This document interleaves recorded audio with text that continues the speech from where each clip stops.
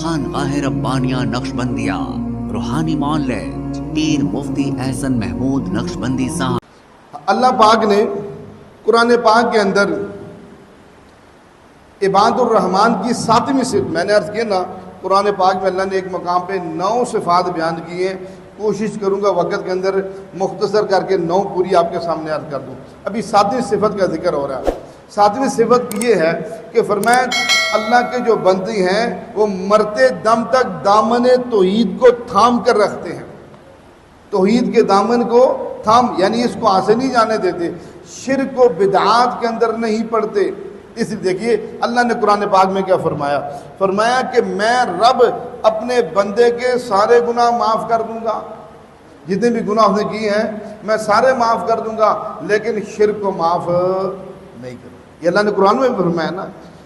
شرک کسے کہتے ہیں؟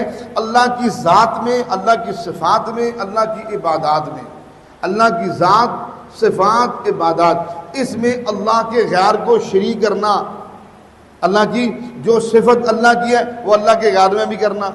مثلا اللہ حاجت روا ہے، اللہ کے غیر کو کہنا جی فلانا بھی حاجت روا ہے۔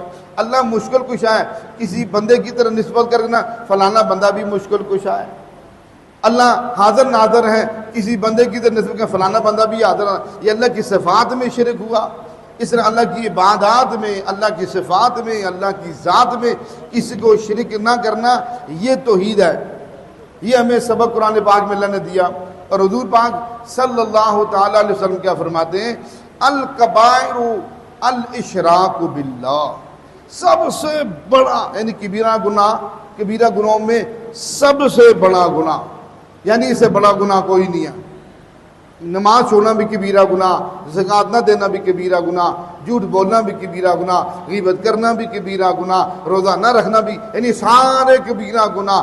فرمایا ان سے بھی بڑا کبیرہ گناہ اللہ کی ذات کے ساتھ شرک کرنا، یہ پاک پیغمبر صلی اللہ تعالی علیہ وسلم فرما رہے ہیں۔ اتنا بڑا گناہ ہے یہ شرک کرنا، اللہ کے غیر کو اللہ کے ساتھ شریک کر لینا۔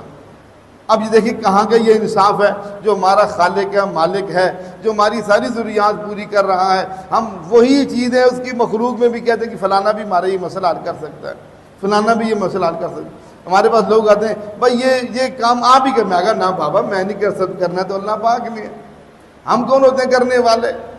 ہم تو ذریعہ اور سبب ہیں۔ جیسے ابھی ڈاکٹروں کے پاس شفا تو نہیں ہے، ہم کہیں جی ڈاکٹر شفا دیتے، نہیں ان کے پاس کوئی شفا نہیں ہے، شفا تو اللہ کی طرف سے، اللہ ان کو ذریعہ بنا دیتا ہے۔